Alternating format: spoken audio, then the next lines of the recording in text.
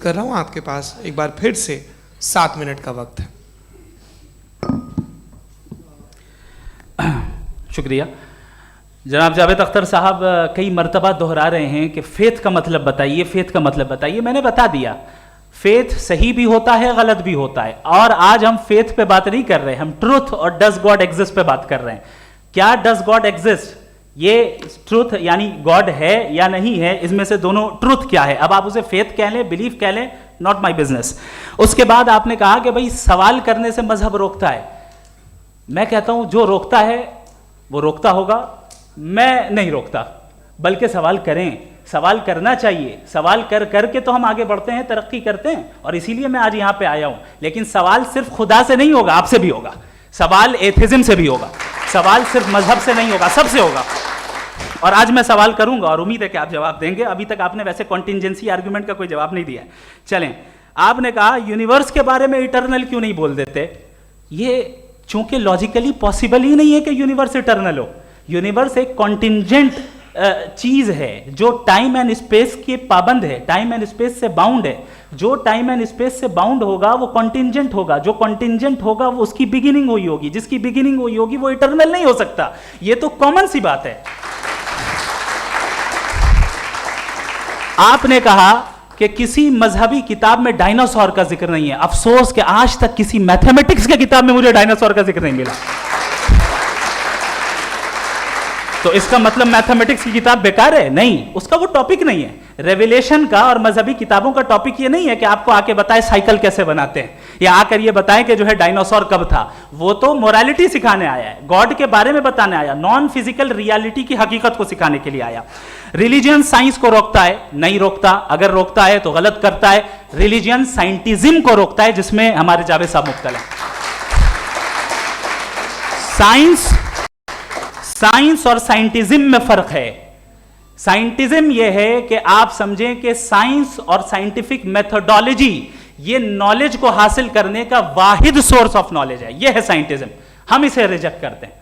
हम साइंस को तो तरक्की करते हैं। भाई आप हमारी पूरी तारीख कर लें, पढ़ लें तो आपको पता चल जाएगा। बहरहाल ये अलग टॉपिक है। उसके बाद इन्होंने एक लफ्ज कहा, वेटिकन ने फतवा दिया। वेटिकन का फतवे से कोई ताल्लुक नहीं है, दोनों कॉन्ट्राडिक्टरी अल्फाज हैं। उसके बाद उन्होंने कहा कि भाई हमें नहीं मालूम। अगर नहीं मालूम तो क्लियरली कह देना कि नहीं मालूम है, इसमें क्या हर्ज है। तो वही तो मैं कह रहा हूं ना कि आप कह दें कि नहीं मालूम, लेकिन क्लेम क्यों कर रहे हैं कि गॉड एग्जिस्ट नहीं कर रहा है। आप कह दें नहीं मालूम है, हो सकता है हो सकता ना हो, लेकिन आप क्लेम कर रहे हैं। The moment you say God does not exist, this is a claim, and now the burden of proof is upon you to, जैसे हमारे ऊपर है। और क्यों है मैं बताता हूं, क्यों है ये भी मैं बताता हूं। फिलोसॉफिकली जो क्लेम होता है ना, सिर्फ ये नहीं होता कि इंसान कहे पॉजिटिव क्लेम करे और नेगेटिव क्लेम करे तो बर्डन ऑफ प्रूफ नहीं है। आप मिसाल के तौर पे मैं कहूं कि फुला उस कमरे में कोई नहीं है, मैंने एक नॉलेज का क्लेम किया है। उस कमरे में कोई नहीं है, मैंने एक नॉलेज का क्लेम किया। या तो मैं कहूं मुझे नहीं पता, हो भी सकता है नहीं भी हो सकता है, this is not a claim. लेकिन जब मैं कह रहा हूं कि वहां कोई नहीं है, या मैं कह रहा हूं वहां कोई है, दोनों क्लेम है और दोनों के ऊपर बर्डन ऑफ प्रूफ है। हमारे ऊपर भी बर्डन ऑफ प्रूफ है। मैंने कंटिंजेंसी आर्ग्यूमेंट दिया, इसे तोड़कर दिखाइए। आखिरी चीज, इन्होंने कहा कि खुदा दुनिया बनाने से पहले 150 साल पहले या करोड़ों साल पहले क्या कर रहा था। अरे हजरत, चलें बहरहाल मैं जवाब दे देता हूं। आप हमारे रिस्पेक्टेड पर्सनैलिटी हैं, अगर आप नहीं होते तो मैं इसे एंटरटेन ही नहीं करता। टाइम, ये 100 साल पहले या 100 साल बाद, पहले बाद में अभी, ये वो अल्फाज हैं जिनका ताल्लुक टाइम से है। टाइम शुरू ही हुआ है यूनिवर्स की बिगिनिंग के बाद, तो उसके पहले खुदा क्या कर रहा था। सवाल इलॉजिकल है, ये फेलेसी है। यानी आप ये कह रहे हैं कि यूनिवर्स के बनने से पहले खुदा क्या कर रहा था। टाइम के बनने से पहले, पहले का ताल्लुक टाइम से, टाइम उस वक्त था ही नहीं, तो ये सवाल ही इनवैलिड है खुदा के ताल्लुक से। दूसरी चीज, आर्ग्यूमेंट ऑफ कंटिंजेंसी जो मैंने आपके सामने पेश की है, आपने बार बार ये प्रूफ किया और ये कह रहे हैं कि गॉड ऑफ गैप्स। देखिए, पहले नहीं मालूम था, साइंस ने कर दिया। सिंपल की मिसाल से मैं समझा देता हूं। जिस गैप्स की आप बात कर रहे हैं ना, साइंस उन गैप्स को जिन चीज के जरिए भी प्रूव करेगा वो कॉन्टिंजेंट ही होगा। अब चाहे वो फोर्स हो, मैटर हो या एनर्जी हो।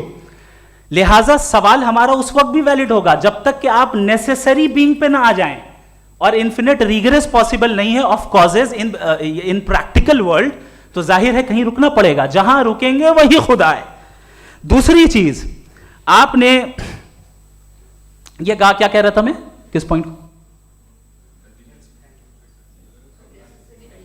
What? Oh no, after that. Just now. हाँ, जहां रुकेंगे वही खुदा है। बहरहाल, तो टाइम का जिक्र हो गया, गॉड ऑफ गैप, सॉरी या इसकी एक मिसाल आप ले लें। एक कार है, एक साहब ने देखा कि भाई कार जो है उसके व्हील्स कितने अच्छे लगे हुए हैं सही जगह पे, स्टीयरिंग जो है कितने अच्छे जगह पे लगी हुई है, और सीट्स कितने वेल डिजाइंड है, कितनी प्रिसाइजली ये कार काम कर रही है, तो जरूर कोई ना कोई इसे क्रिएट किया है, किसी ने क्रिएट किया है। अब जावेद साहब आए और कहे अरे जनाब बोनेट खोलिए, इसमें इंजन है, इंजन इस कार को चला रहा है, hence prove no one has created the car. This is illogical, this is irrational.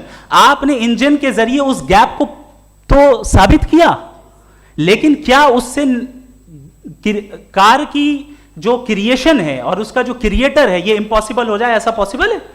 उसका सवाल खत्म हो जाए, ऐसा पॉसिबल है? नहीं।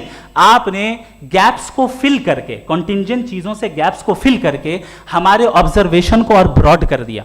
अब हमें और पता चल गया कि ये जो कार है इसका सिस्टम कितना ज्यादा कॉम्प्लेक्स है। पहले कम समझते थे, अब कॉम्प्लेक्सिटी और ज्यादा वाजे हो गई। अब हमें समझ में आ रहा है कि हमारी सर्टेनिटी और बढ़ गई कि जरूर इस कार को किसी ना किसी ने बनाया। यही मामला यूनिवर्स का है। साइंस हमेशा फिजिकल वर्ल्ड की चीजों को ही फिल करती जाएगी और फिजिकल चीजों से ही करती जाएगी, चूंकि एम्पेरिकल एविडेंस का ताल्लुक फिजिकल वर्ल्ड से है।